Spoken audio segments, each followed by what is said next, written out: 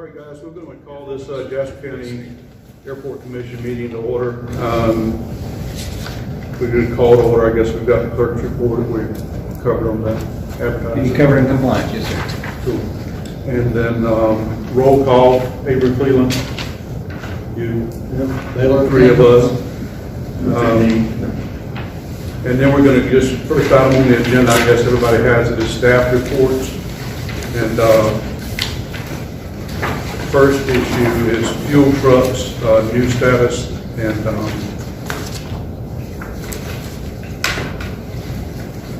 Richard, I'm going to let you handle this agenda. Okay. Luce, could you update us on the status of our new fuel trucks that were ordered? We do not have any additional information regarding the fuel truck.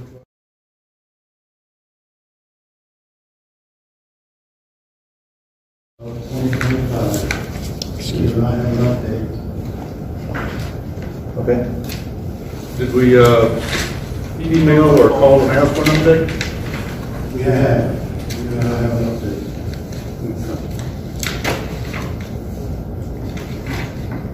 Fuel fluid report. Do we get an update on that? Yep. Should have it in front of you. Do you want to explain this? So what you have is the totals for the 12 months of 2024, avgas and jet. And so the total gallonage pumped was 42,932 gallons, of which 31,248 gallons were jet and 11,674 gallons were aviation gasoline.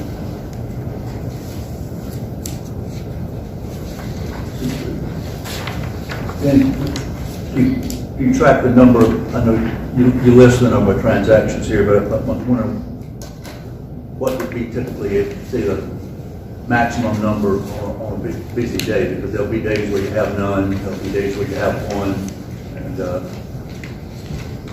Yeah, those are expected to happen. Now there are some seasonal variations too, where we would have more, or at least expected to have more avgas transactions during the warmer months and less Jet A transactions during the warmer months. So it's all very seasonal, and it's also dependent upon the weather. So I really can't give you a decent number on the number of transactions that might be or what might be expected to occur on a given day or week. okay. Looks like we're averaging about October, November, and December 2.3 or so a day, 2.7, 2.1. A good avgas month in October. I think that was a lot of the local guys here buying fuel because they were flying here to North Carolina to Avery County and other places, so they bought a good bit of avgas in October and November. That was worthy cause. Yep. Next on that list is our Terminal South redevelopment update. I don't think we've talked since the RFP actually closed out. I think you said you had at least one letter of interest. We have That's a local person, local aviator. low. Okay. And we had another person who expressed an interest some months ago, and he stated that he was going to submit a proposal in February of 2025. Okay.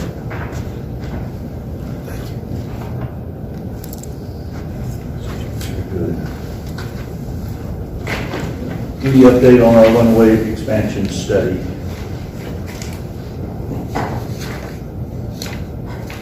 Any news, any feedback on the study? I think we talked about that briefly I yesterday. can answer that. No, yes, we did. Thank you. No, sir. We don't have the end date in mind, but it's got to be coming soon. Okay, good. And the last piece is instrument landing system. Last time we spoke about the instrument landing system, you told us, Mr. Lucas, that you wanted to wait to see what the study.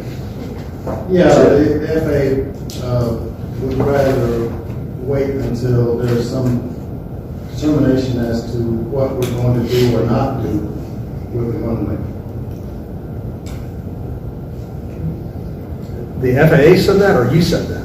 No, sir, the FAA, because if the runway were in fact approved and you extended it, they would have to redo the whole thing, so they need to know the parameters. Well, if you did an RNAV approach today, at the footage it is today, and you expanded the runway, you could still have the minimums for one end of that runway and do a servable land at the other end before the construction's happened. So you could still have the approaches during the construction if it comes about. But we want an instrument approach. No, sir, I understand. I'm speaking. I don't- The FAA has told us that, so that's. Okay, well, We were told. okay. All right. My concern is that if the study called for it, we got study back tomorrow, and we began a process of trying to get grant funding and acquiring land and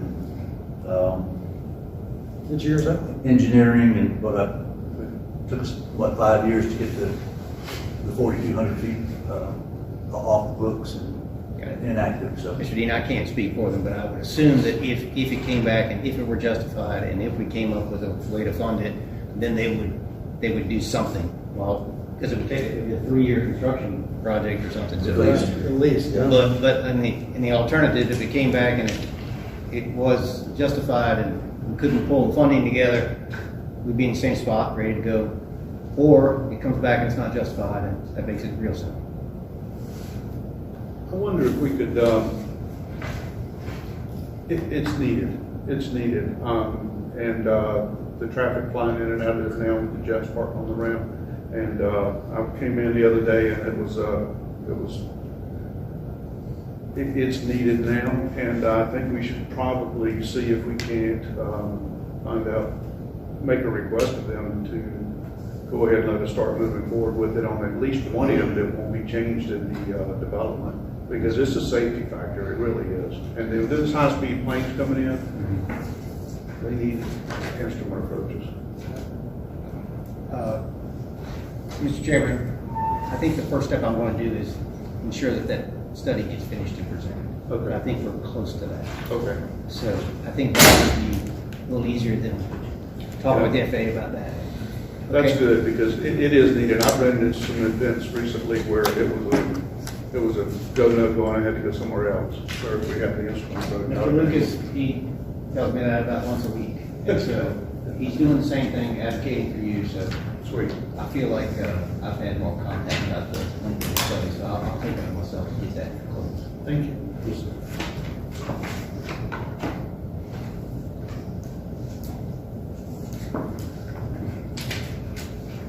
Police policy recommendations? I'll follow that. We've had some conversations, Cleveland and I have had some conversations with staff, made some progress, and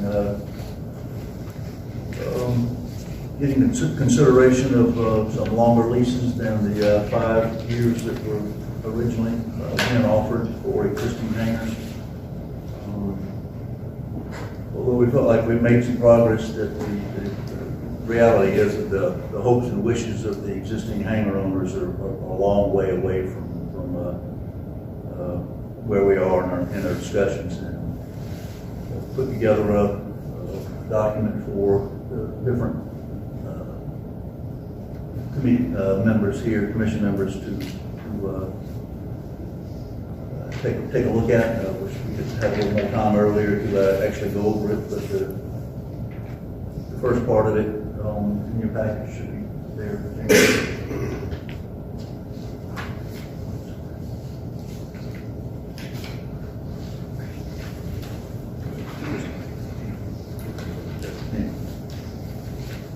The first part of it basically is what, from our input, our observations, and then what the proposed hangar lease policies would be. Again, these are numbers are a good bit higher than what we've previously discussed. But in reality, I won't read through the document for you because you all can do that. The pilots group has pushed us, and I agree with them, that for new hangars, instead of having three different options, one would, I believe, the policy would be 25 years for an aircraft storage hangar, possibly 35 for a repair facility, and maybe 45 for an FBO. That we ought to just go with the higher number for any of them. The buildings cost the same, their investment is the same. So for new construction hangars, my recommendation is that we offer a 45-year lease and a path or options for renewal. For existing hangars, the number is 30, and an option for renewals. In addition to a lease rate, while we have a lease rate for many of the hangars out there now at 15 cents per square foot. The current policy is 28,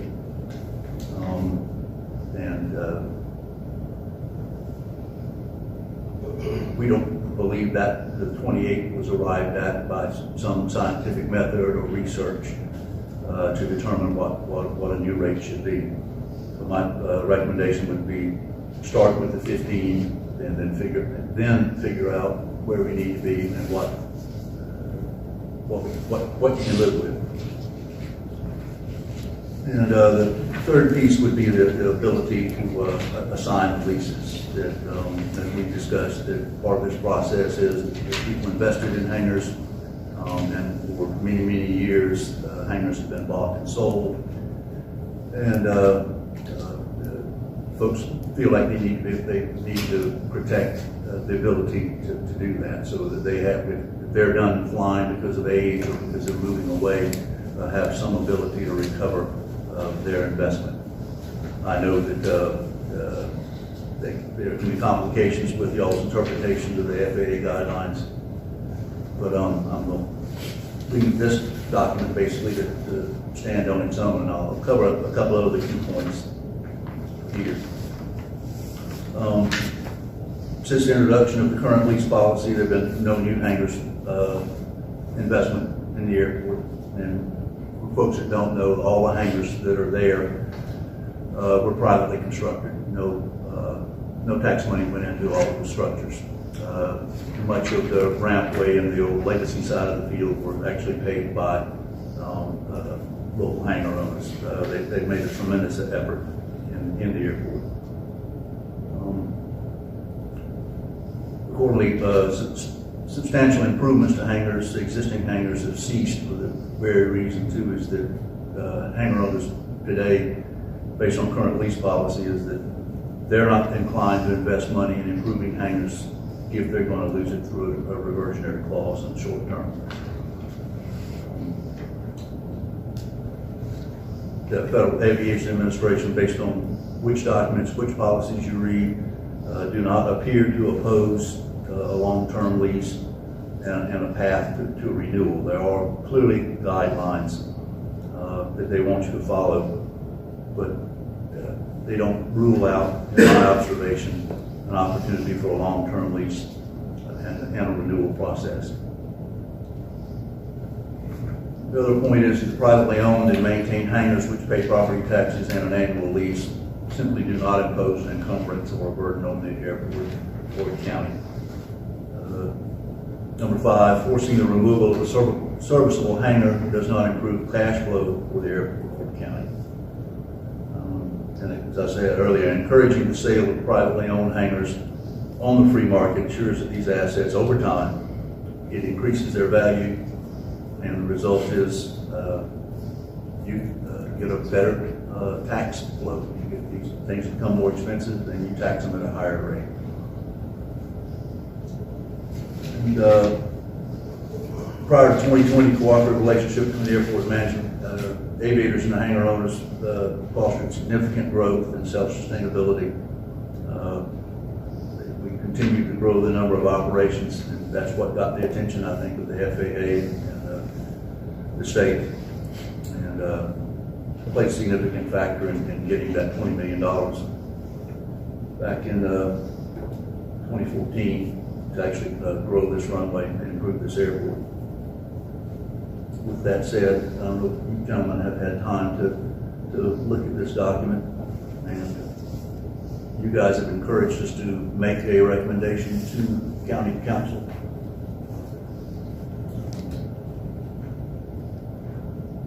Any comments on what I had here, any questions? One comment, question I had when you set this out, the 15 cent per square foot, which is current.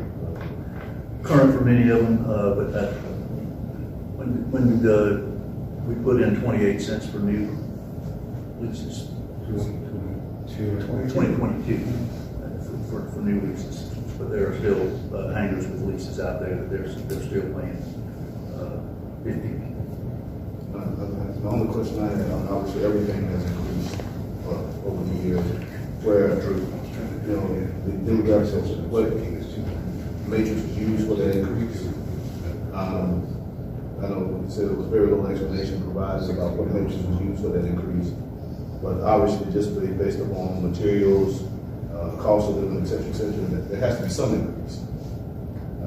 I think that for the new space, even 28% per square foot is deemed to be low.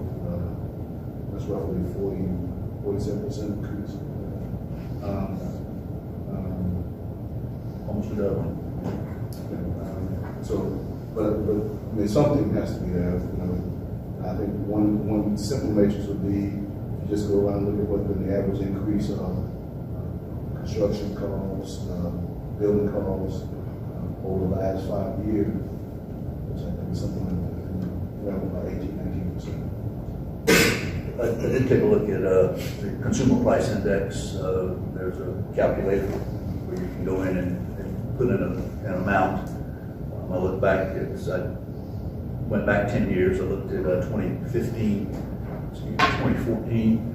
We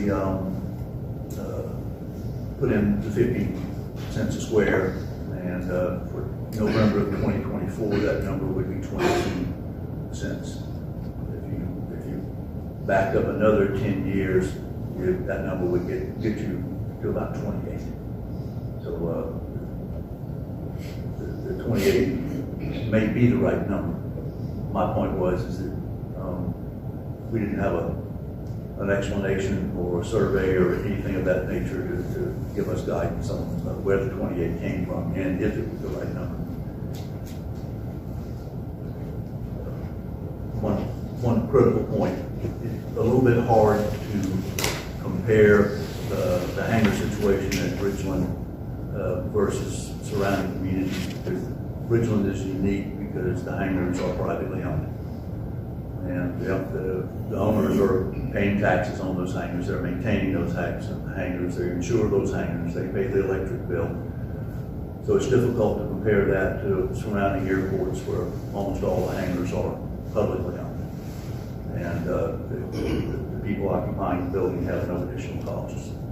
But that has to be when it comes to determining that cost, that has to be taken into consideration.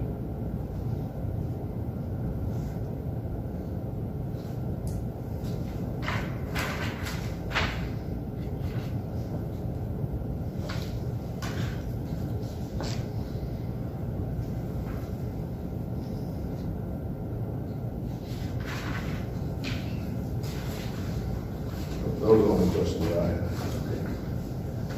The question here is, do we want to make this recommendation to county council and get their feedback and all their questions? Are we ready to do that? Feel like we're ready to do it? We gotta start somewhere. Yeah, I mean, I think that, just based on, Yeah. we had a consensus that, we kind of always in agreement with proposals. We all agree that we want the hangars to have an extended lease, more than what they've offered us.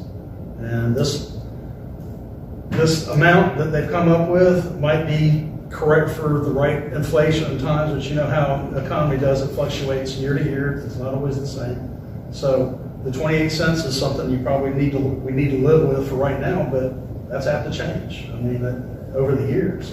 But staying away from that, we want to have a viable lease to where we can have a renewable lease. And this is a step in that direction. So we only propose it to them, see what they say, and work from there.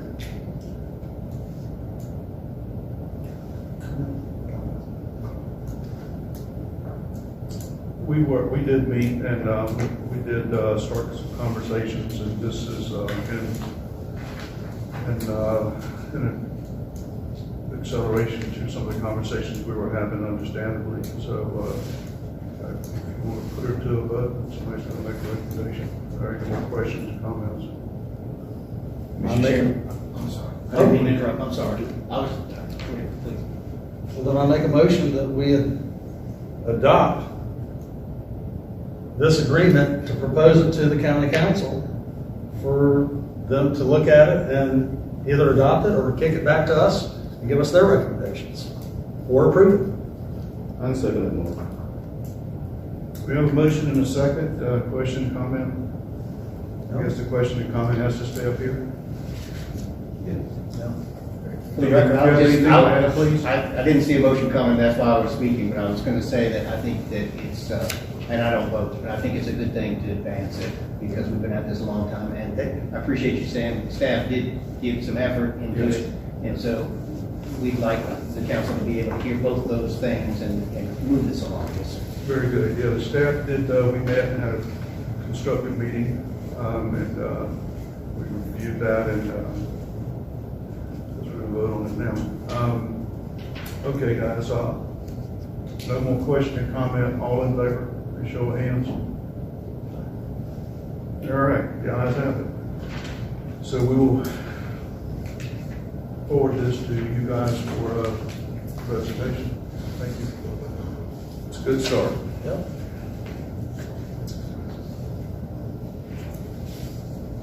I don't know. Tie down permits.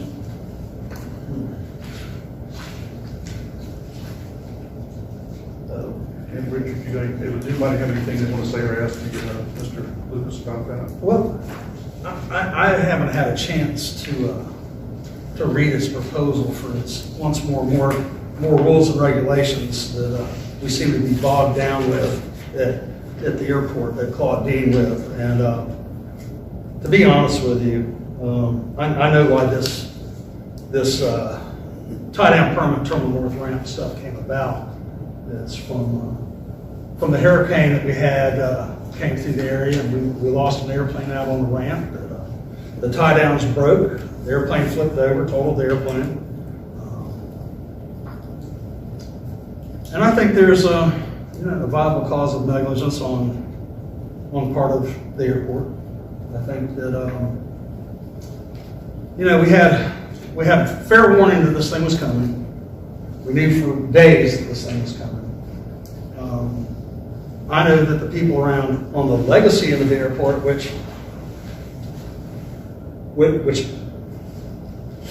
we don't talk to the other side of the airport. It's kind of a dividing line there. So all the airplanes that were tied down outside got put in hangars. We didn't charge them anything. They didn't charge them a thing. We just just a minute. Legacy side, I think we're going to. You mean that's basically the end of the hangars, and the other end is the ramp end. Right. Yeah, we're the legacy side. The other side, the ramp end is where the Blue Sky Aviation operates, and we don't necessarily run into those pilots. Right. We don't have really any communication with them. They're on the other side of the field, and I woke up that morning and looked out there, and there's an airplane upside down, flipped over on the ramp, and I'm like, we had all the other airplanes in the hangar. We had two actually vacant hangars that didn't even have airplanes in them that we could have put that airplane in. Now, I'm going to go ahead and call it out for what it is and what I saw and what I heard. This guy had his airplane in there. It was transit. He called and said, hey, is there hangar space? Was told, no, the county does not have any provided hangars. It's up to you to find that out for yourself. He asked for contact information for the hangars and said, and now I've asked this fellow, this guy, 3 times if this is what was said. He says, I was told that I had no contact information on the hangar owners. That's something you have to do on your own.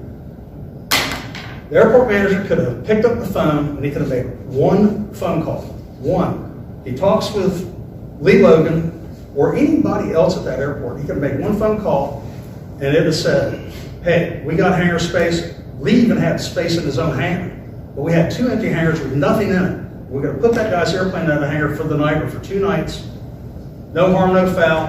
Hurricane could have come, and maybe it had gotten a hangar, maybe it didn't. But it wouldn't have been a tied down airplane outside. And yeah, you know, there's questions about were the ropes adequate enough, were the ropes defective from being sitting out in the sun. That's neither here nor there. You had another option and you didn't even bother because there's such a dividing line between the airport management and the legacy side of the airport, and they're just concerned with what's going on in front of that terminal building, and anything behind it, I don't think they really care about. And that's what I see. And one phone call could have been made, and all this could have been avoided. And the guy did not have insurance on the airplane, so he bought, you know, basically a $50,000 airplane. And I think there's more rules and regulations to cover somebody for not doing really. Being a good manager and going the extra mile, customer service, doing what's the right thing to do, not what you want to do. And I'm not even going to read these tonight. I'll read them at another time. That's my take on it. So that's just me. Fine. Okay. Would you like to speak to that, Mr. Lewis? Yeah. No. Anyone else have anything to say? Questions, I comments? do want to point out that I was asked to review those. I reviewed multiple leases for tie-down areas and other airports, and what you have is consistent with other airports, whether it's what you want or not, but it conforms to the standard of care at multiple airports. Well, let's talk about multiple airports. A lot of airports have a no-touch policy for airplanes on the ramp. They don't tow them, they don't tie them down, they don't touch them. They put fuel in them, and that's it. And some airports don't even provide fuel. But the airports that do touch them, you have to have a document like this for liability to cover negligence or defective equipment or just common acts of nature. But I think us touching and moving airplanes around, and that just brings me up to another point, and I'll get into that at the end of this thing. But I think that, yes, you have to have a policy in place that covers, but it's still common sense, man, and do the right thing. That's what it comes down to. Not, oh, I got this in the regulation, and this regulation says you got to do this. Just do the right thing. Pick up the phone, call somebody. You know, it's tragic. It didn't need to happen. Didn't need to happen. A couple of questions. An aircraft that's coming in overnight, single night, this would not apply to them. I'm sorry. An aircraft that's just going to maybe stay overnight or 2 days, would this apply to them as well? It does not formally apply to a transient. This is written principally for someone who will be renting space on the ramp or on the turf on a month-to-month basis. Okay. Yeah, because it'd be pretty hard to do this for the guy that shows up at 6 o'clock in the afternoon and wants to tie down overnight. Have proof of insurance and everything else. Okay. Mr. Chairman, I have one other question too. Please. I haven't reviewed these, but are the north and the south of the same document? There are some differences between the 2 documents. If the Terminal South document for the tie down in the grass requires the pilot to provide his own tie down system. The part about maintenance of the area, what would that entail around your airplane? Does that mean you have to cut grass? Not trying to be a smart aleck, just wanted to be clear. Are you meaning for the terminal south area? Yeah, for terminal south. No, So, no more care on behalf of the owner than what he provided before. very good. No other questions on the topic? Okay. No other questions, we'll move on from tie down permits to turf operation status. Yeah, the last time we talked about that in one of these meetings, I believe there was going to be some communication between you and Mr. Fulgham. We hadn't had any feedback on that. And are we still in the same place?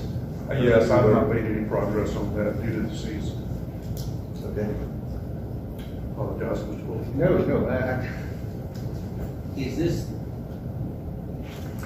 these are the options that we had talked about. Right. Sorry. Do you prefer one over the other? On the hanger leaks, on the tie downs? No, on the turf On the operation. turf operation? Here you go. Yep. They got it.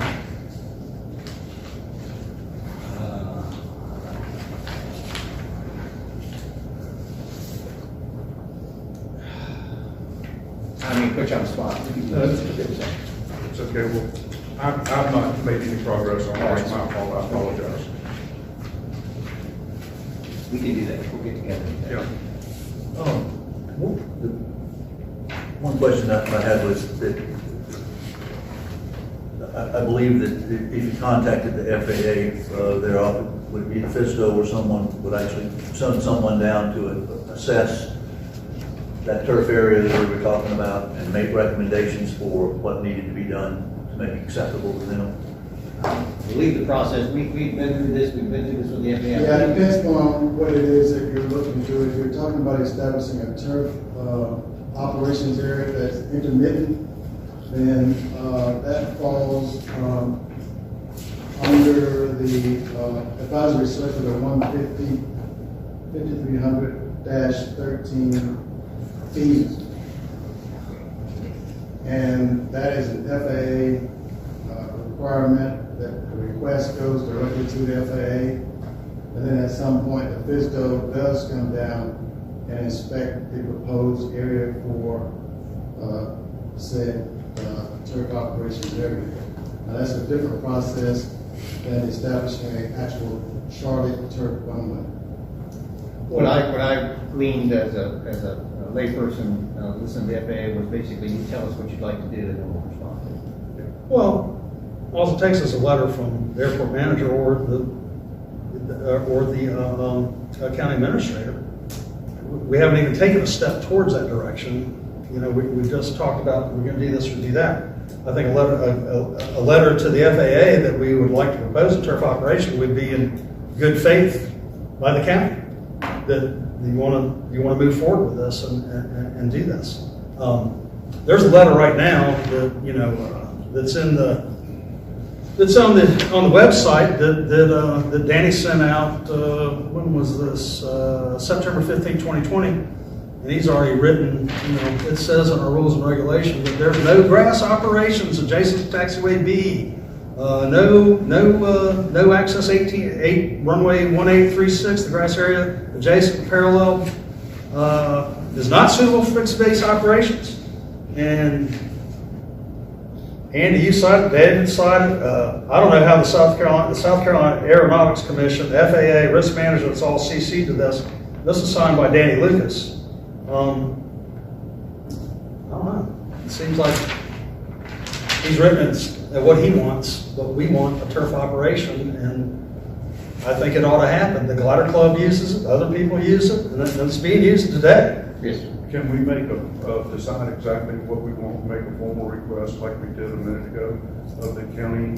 Do we want a turf operations area or establish turf runway?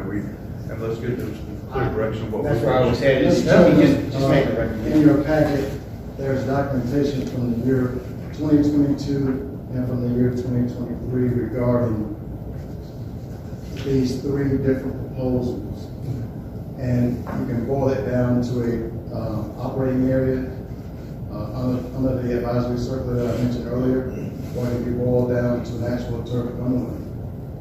So if it's your choice, you can put it in writing and make that request if that's what you'd like to do. But the information is already here and it's in your packet. The letter dated February 2nd of 2023, as well as the other documentation on the 3 different proposals for making an improvement to a so-called landing area or a turf runway or whatever it happens to be. Because right now, there is nothing out there except just grass growing. There is no improved area. Do you think that we could improve that area for less than, well, he has the 3 proposals, 90,000, 180,000, and 240,000. So they go from one extreme to another. I think that is way out of line. And I think we could do it for a lot less. And, I don't have a consultant to go to this, but I can tell you from just seeing and landing on it, there's some drainage issues, but nothing but some dirt and some crowning wouldn't fix. Right, and like I say, I think it's my fault for not following up on it. I think that we need to talk among ourselves and figure out which of what you want exactly and make the request to the county so that they've got clear direction of what we want. And let's put that in writing to them. Perfect. And as to those 3 prices, those were 3 different options. And I think it can be done cheaper depending on what we're trying to accomplish. And I must say that those 3 proposals were actually my budget. So I don't mean to take bread off the table. No, they were budgets based on the information that I was asked to work to. But I do think that we can do it very efficiently. It's not in bad shape now. No, Thank you for that, Mr. Chairman. Your document was dated November of 2022, so thank you for that. Mr. Chairman, we If recognize, you choose to revise that, that's your right. we recognize those are estimates, we're just trying to Sure. gauge potential costs. There were roach is what they were. Yeah, so if we can talk among ourselves and try to figure out which way we'd like to go, and the most efficient way to get that, I'll be glad to help out in any way possible to get it. Well, I tell you, it's, the turf area looks great because the glider club came in and cut all the grass over there. They came in with a 0-turn lawnmower and a riding lawnmower and cut grass over there for 6 hours. And let's face it, they did your job. They did the job that your staff should be doing, and they did a great job. You ought to consider them to cut the grass here because they do an outstanding job. And these guys came in here and cut it with their own equipment because you guys wouldn't. And that's been a problem at this airport since we've had it. And I don't understand why we can't get the grass cut, but they did a great job cutting the grass over there. I just want to say that. Kudos to the glider club for standing up and doing something here, because it didn't get done by your staff, that's for sure. You guys sat there and watched them do it. Y'all sat there and watched them cut your grass that you should be doing, and you guys sat there and let it happen. Mr. Chairman, what's next on the agenda? Yeah, let's move on. One more question. Would it be prudent to reach out to the FAA, send that letter, and have someone come here and tell us what needs to be done to have an approved turf operating area? We can come up with ideas about how to fix it, but if we don't know what the minimum standards are, and what the FAA would approve. And I think that's a valid point. I mean, obviously, the cosmetic and aesthetics of how it looks is one thing, but what is it going to be? Functionality. Functionality for the FAA. And then that speaks to what the estimate cost would be, knowing exactly what it's going to take to meet those prerequisites. So I think that would be step number 1. It's a good idea. Does the administration want to send a letter, setting up a meeting with the FAA to come down and walk us through it? Let me just ask, Ms. Williams, is that something you would do? That would go to the FAA first, and then the request would be made for the FSDO to actually come down and do the groundwork. Yeah, however we can help, we'll do it. Whether you all write the letter, we write the letter, whatever works. Richard? Just, is my understanding, Mr. Chairman, We'll do that. it was my understanding from my sitting at the table with the FAA, they asked us to tell us what they want, what we wanted them to look at. They did not want to look at multiple options. Pick one and they would work with it. Yeah. Is there any distinction with, I mean, technically the county being the sponsor, that they may not, will they respond to the commission, they write the letter? I don't know if they would. I don't, I'm just, we'll find out. Mr. Chairman, it's all right, once we find out, one of us will write the letter. Okay. That'd be great. I hate for somebody to write a letter and then it takes 2 months for them to say no, we're not going to. Yeah, but if you could copy us on that, great, please. And I think the key to it is, like you said, you know, get somebody down here, look at it, tell them what we want to do, let them spend an hour helping us walk through what's practical, permitting wise for what we do with it, and then we'll figure the most efficient way and deal with that. Okay, We'll just get together with Mr. Dean and try to figure that out. Sweet. All right, Airport Commission annual report. Actually looking for some guidance on what that should look like through the county council.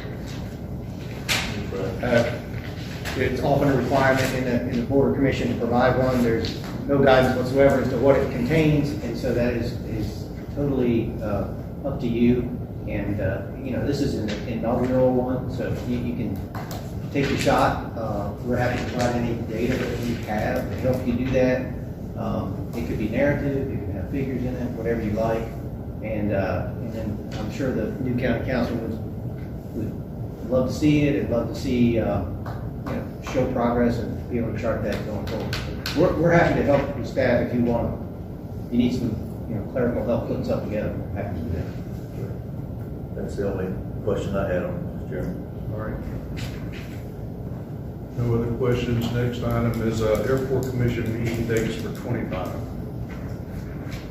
What do you recommend on that, starting with Richard? Well, I think as long as we're continuing to work on the lease issues and stuff, that my recommendation would be to continue our current pattern for the second Wednesday of the month. And once we get past the lease issue and some of the little pressing things, if I guess we could amend that schedule to a less frequent time. I think that's appropriate. Anybody disagree with that? No? Okay. No, I don't see the, less of time. I think, after one issue, there's always going to be something on the calendar. It's going to go away. It is true. If we stay on top of it, maybe we can get it where it runs as smooth as possible. So it's monthly, second Yes. Wednesday of the month? Yes. Okay. All right, we're going to do the public comments. Please understand that we're going to limit the public comments to 3 minutes each. Stand, state your name, and anybody wants to speak, Baylor's got a timer. Go, show. No takers? That? Oh, that's. All right. All right, the public comments, commission members, questions, comments, any that we haven't addressed. Oh. Again, I apologize for not following up on the turf. That's mine. Again, I do appreciate the input that the administration gave us and proposals and ideas on the lease.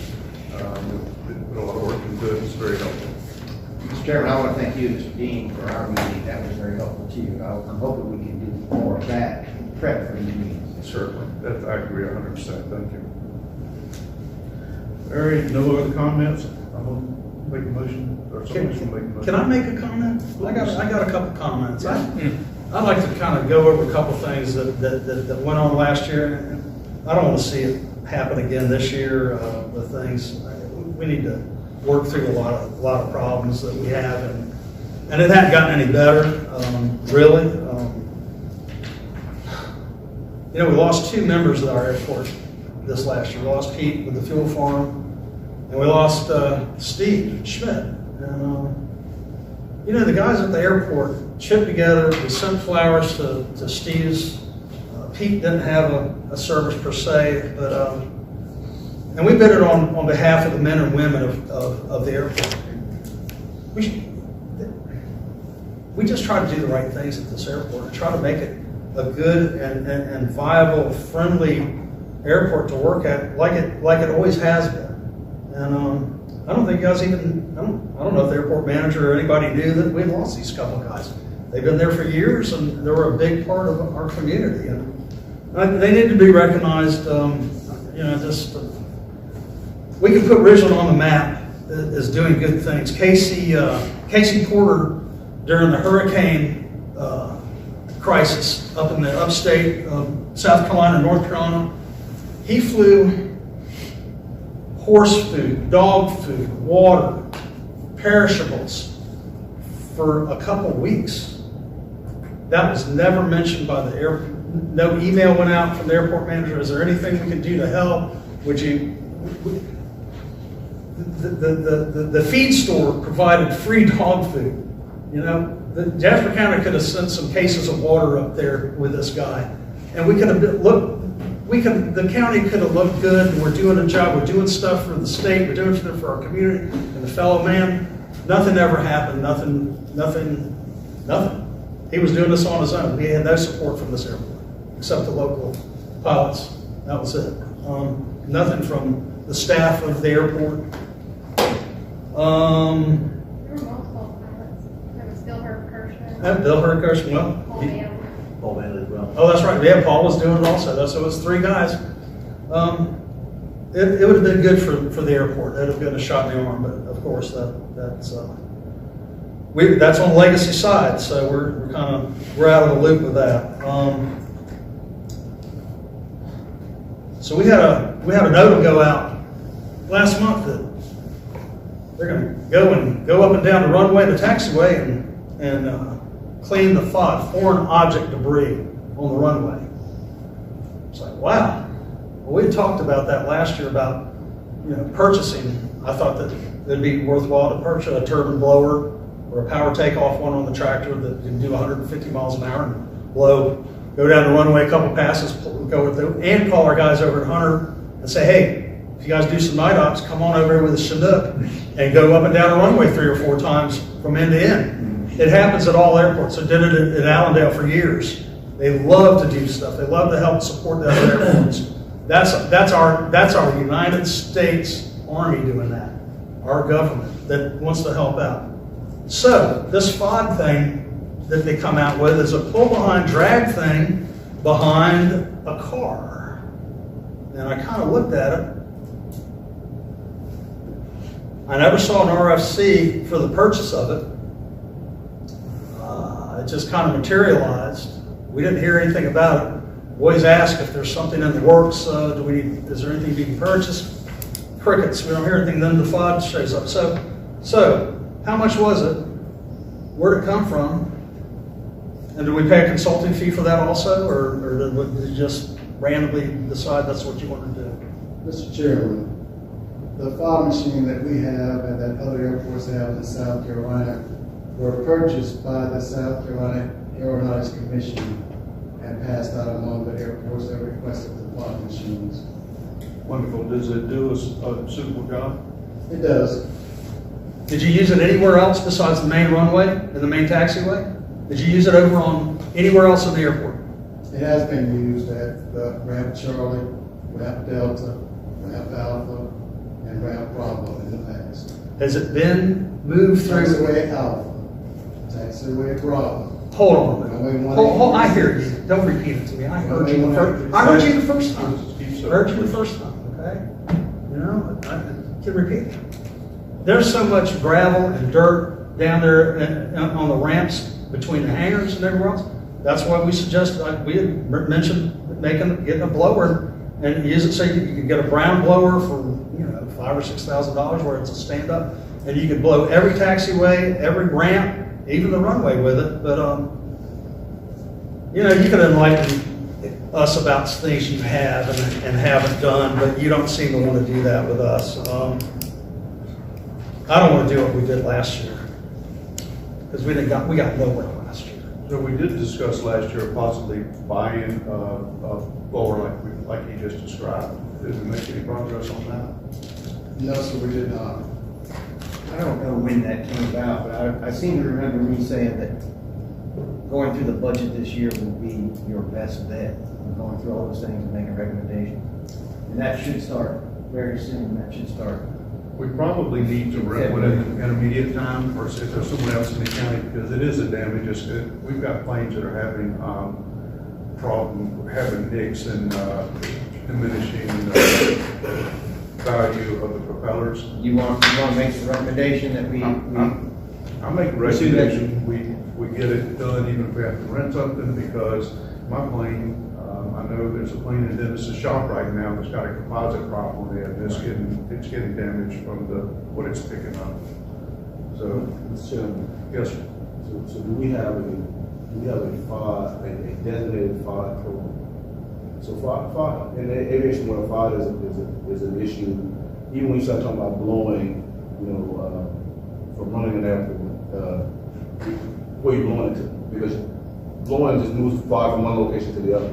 So the whole designation of FOD is to remove and eradicate the FOD period. And because of the composite nature of airplanes, not all FOD is magnetic. In old days, you had the magnetic one.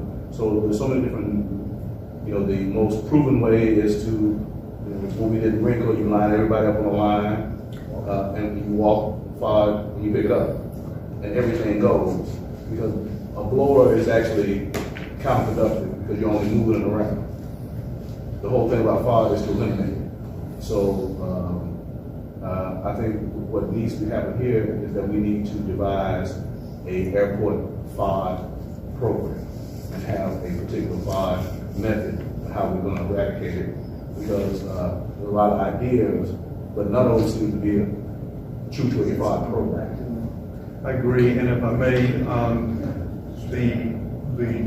the damage on most of the taxiways around most of the hangars in the legacy area, the gravel is old and is kind of coming apart and stuff, the asphalt. So it's got those small pebbles and stones and sand gets blown there from the street. So a blower would clean all of those and blow it right back over in the grass where it came from. So, but anyway, I agree with you. There should be. Do we have a Mr. possibility? Chairman, the best solution that I can think of for Ramp Delta in particular is to do a seal coat on Ramp Delta. Sure, that's a good idea, but in the meantime, it still needs blowing. Then you'll still have to blow it after you seal it too. Yeah, I mean, if we're gonna seal it, yeah, I agree with that, that's a good idea. But in the meantime, and even after that's done, it still needs blowing. Okay. I'd love to eradicate it all. You're right. Well, the air station, I think they have some FOD task force, and I'll get the staff and see if they want to set up a meeting. Sure. And they can have some ideas about how to address that. Because like I said, every area is going to be different. Every area is going to have its own unique challenges of how you address it. It'd be great if you experience that, thank you. Vader? I'm done with her. I'm done. I can go on. You've got another one that needs mentioning. Well, all right, and I've mentioned this before. Joel Silverman. Joel Silverman. Everybody's probably familiar with Joel Silverman, the producer, director, out of Hollywood. He's got a beautiful place He doesn't want to come here. over by Cumbie River. That's old, It's old Albright's Plantation. Yeah, Albright's. Beautiful place. He doesn't want to come here anymore. Frank Lloyd Wright design. He doesn't want to come here anymore. I went to an event New Year's Day and was sitting with a bunch of pilots and guys I didn't even know. Guy sat next to me and we talked and he asked me where I was based at. And I said, originally, he goes, I said, I had to pick up Mr. Silverman over there, and he said, we were treated like second-class citizens. He says, he does not want to come here anymore. I don't want to come over there and pick him up there anymore. He said, because we were treated like second-class citizens. It was very rude, very abrupt. He said it was not cohesive to normal FBO airports that they've been to around the world, is what he said.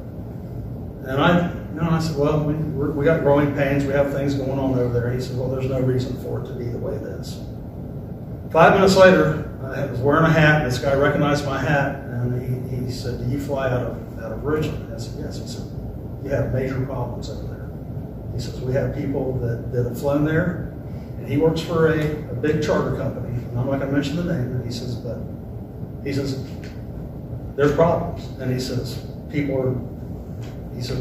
there's people that have flown in there in other airplanes that are treated differently than others, and he said it should be across the board. He said, you should be treating this one person just like the other person. They should all be treated the same in between, whether you're flying a jet, whether you're flying a Piper Cub. And he says, there's no transparency there. And he says, y'all got problems. Those are two strangers within 5 minutes that I had never talked to in my life. And they came up to me in that, and it happens a lot. It happens wherever I go. Usually if I mention something, it comes up and it's negative. And I don't want to be the basher, but it's got to be said. This airport was very friendly and cohesive, and it seems like there's a big barrier there. It's been going on for a while, but that's all I got to say. I want to end up. And anyone else have anything else? No. Please. Yeah, go ahead.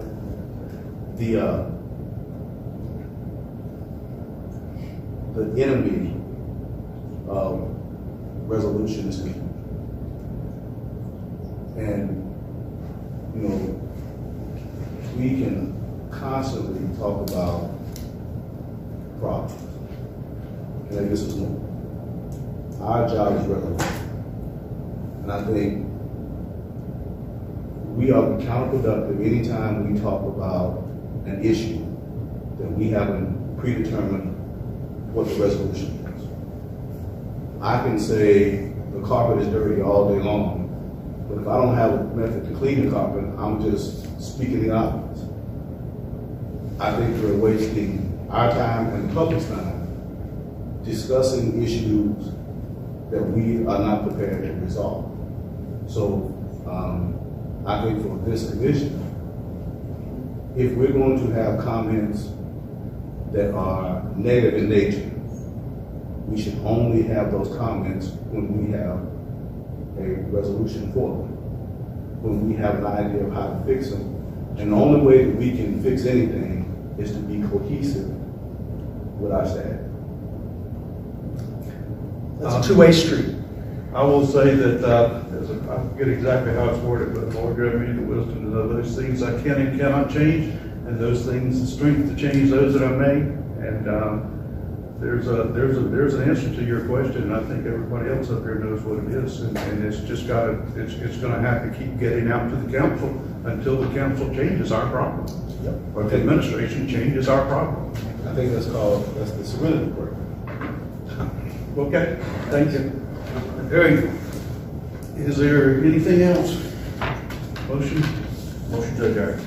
That's second. Second, adjourn. Thank you, guys.